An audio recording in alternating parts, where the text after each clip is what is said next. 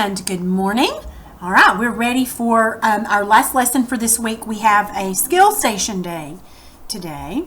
So this is going to be lesson 39. So you don't need your reader book, but you need your work textbook, and you need to turn to page 230 in your work textbook. We have 2 pages to work on today. All right, so I don't know if you remember, but in the past when we've had these skill station days, I told you that we'd be talking about the Pony Express, and today's no different. So the stations where these riders would ride to, and then they would need fresh horses, so they would unmount, get a fresh horse, and then head back out again. Well, these stations were called remount stations. That's where they would go in and change horses and get a fresh horse. But who was it that kept these stations? I want you to listen to this short little story, this little article, and find out who lived at the remount stations and what kind of work they did. Now, I'm going to ask you some questions when I'm finished, so I want you to listen closely. About 190 remount stations were stocked with supplies to give support to Pony Express riders and horses. Each station had a keeper who was in charge. Usually 2 other men also lived at the station, a blacksmith to shoe the horses and a spare rider in case injury or emergency prevented another rider from completing his assigned route. These men lived at the stations, feeding and caring for the horses from day to day. They also kept the tack, saddles and the bridles in good condition. Life at remote stations could be slow and quiet, but twice a day the sound of galloping hoofbeats or 3 short blasts from a horn brought the remount station to life. Either of these signals meant that a Pony Express rider was approaching. One of the men would quickly saddle and bridle a fresh horse and have it waiting when the arriving horse slid to a halt. The keeper would also provide a quick drink and food if the rider needed it. All the excitement lasted no more than 2 minutes. After the fresh horse raced away with the rider and mail, the keeper would strip the tack off the weary horse and walk the horse to the stable or corral for rest. Then it was back to the daily chores and routine of keeping the station ready for the next rider. I didn't know all of that. That's pretty neat. So who was it that lived at these remount stations? 3 people, generally. A keeper, a blacksmith, and an extra rider. What jobs did these guys do? What'd the keeper do? Cared for the horses, cared for the tack. The extra rider was there in case the one that came in was hurt or couldn't finish the job. The blacksmith was there to help take care of the horses and to put their shoes on and all that kind of stuff. What other kind of chores do you think those men did?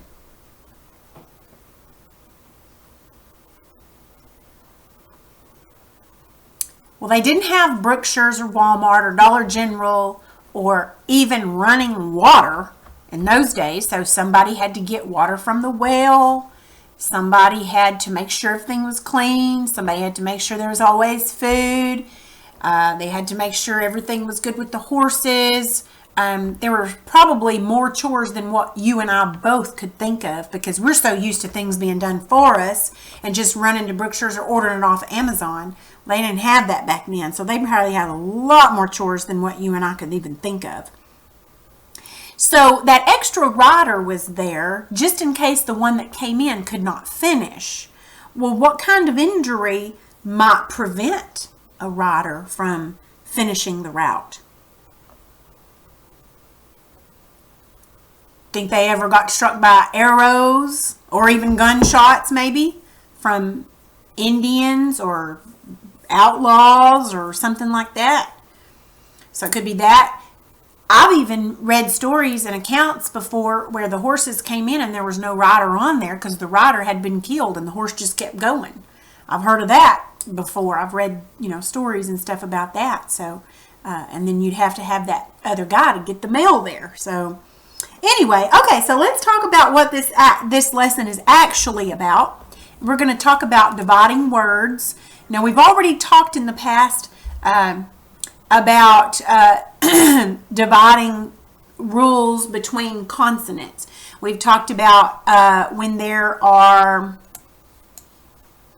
well, it's not on here, but when you have a word like, well, look at the top of your page. There's some examples. The top of page 230 says, so you see coffee and signal and thunder. Now remember, these are when we clap the words. And you may think, oh, I don't need to know how to do this. This is the stupidest thing. Well, let me tell you, only people who know where to divide words are good spellers. And I know that's for a fact. So let's look at coffee. Coffee. Where would you put the dot for that syllable? Between the two F's. You always need to divide a word that's got two consonants that are the same. You divide it there. So coffee would be divided there. What about signal? Now you see the VCCV, vowel, consonant, consonant, vowel. So you have I, which is a vowel, and then a GN, those are both consonants, and then another vowel, VCCV. So the VCCV pattern, you always divide it between the two consonants. So it would be between the G and the N. What about thunder? Do you see the VCCV, vowel, consonant, consonant, vowel? So it'd be between the N and the D. Okay, now those are ones that we've already talked about. Now, the ones underneath here we've talked about too. These are compound words. Look at safeguard and blacksmith. Those are compound words. Remember, compound words, two small words put together to make one big word. So when you have compound words, you would always divide the words between the words. And then sometimes each word also has its own syllables. But with safeguard, you only have to divide between the word safe and guard. You put a dot there. And then blacksmith, you would just divide it between black and smith. So those were those we've already talked about those before. So now let's look at something new.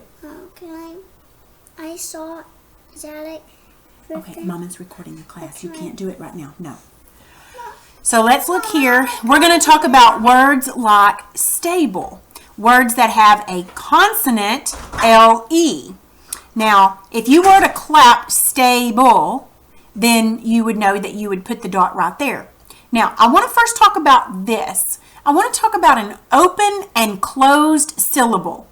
Now, if you did not know what this word was, stable, you had never seen the word, maybe you didn't know how to sound it out or whatever, how would you know that this A says the long sound? Well, if you knew where to divide the word, remember it's consonant L-E, so it always goes before the consonant, then you would see that this A, this syllable ends with an open vowel, so we call that an open syllable. Open syllables are long. Stable. That's how we would know it's not stable. If it was stable, there would have to be a consonant right here, like maybe another B. Okay? But we know that this syllable is an open syllable because it ends with a vowel, therefore it's a long sound. And you divide it between the, or before the consonant L-E. So let's look at these here. Gentle, there's the consonant L-E. Saddle, consonant L-E. And there's also two of the same consonants here. Snuggle, same thing here. Ankle, consonant L-E, so it goes before the consonant. Okay, cripple. Now look over at these. These are a little bit different. I want you to see if you can tell me what you noticed about them between these and these. Noble, eagle, bridle, bobble, rifle. Did you notice that all of these have open syllables? All of these have closed syllables. Notice each one of these syllables right here ends with a consonant. Notice that? So when they end with a consonant, they're closed and the vowel is short. Okay? Over here, these syllables all end with vowels, don't they? That means they're open syllables, and that means they make the long sound. Okay? So there's where we would divide those. Now, just like everything else in the English language, there are always exceptions. Now, I want you to look at this word right here, prickle. Now, you might say, well, that dot's supposed to be here before the consonant, because it's supposed to be consonant LE, and the dot's supposed to be before that. Well, the reason it's not is because there are letters. Let me see if I can go over here. This was from yesterday or day before. So there are some sets of letters that actually you can't split them up. They will not split up. They're almost like twins, sort of. So for instance, CK. Well, if this is ever going to do it. CK, CH, SH, TH. What else? I'm sure there's many more. I can't think of any more off the top of my head. But these are some of your most common ones. Now, these are called digraphs. Is what they, whoop, we can't do that, can we? These are called digraphs. Okay? So a digraph is basically what a digraph is. It's where you have two or more letters that make one sound. So this right here makes one sound. What sound does it make? K. This makes one sound. What sound is that? Ch, sh, z. Okay, so these letter groups make one sound. They cannot be split up. Because if you split this one and this one, that might say the s, k, or k, k. And if you split this one, it would be k, h. This one would be s, h.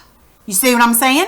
So when they're together, they're almost like, they work like a single letter, and they're called digraphs. And you can never split these up. So with that being said, does it make sense that you can't split this up? So that means the dot's going to have to go right after it. Okay? Now, you might say, well, why can't it go before it? Well, if it went before it, then this word would be pronounced prickle. Remember, if the syllable ends with a vowel, it would be open and it would be long.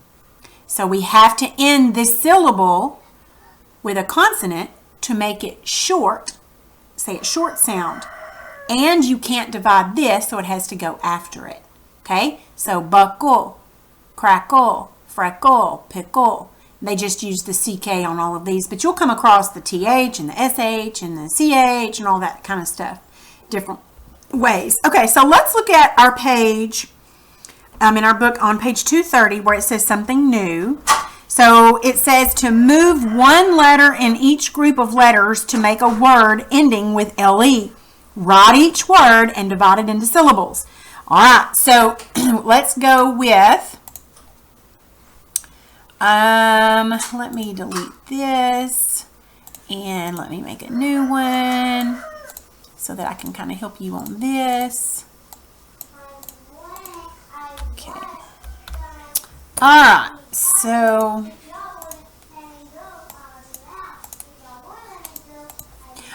so on number 1, it says ROBLET.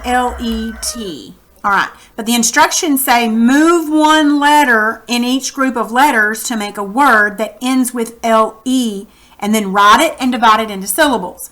Okay, so why don't we make this word, you're going to write this down. We're just going to move the T to R over here, and it becomes trouble.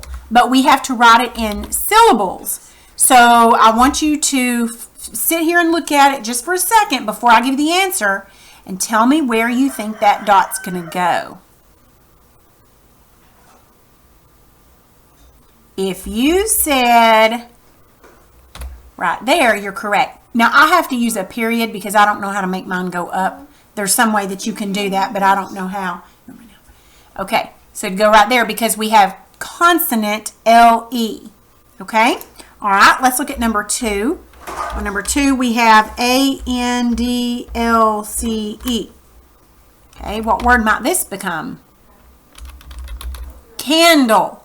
Now, But you have to write it on your paper with the dot where it belongs, and it would go right here because you have consonant LE. Okay, good. Number 3, you have TACLKE, LE. Oh, I spelled it for you. Ta-da! There you go.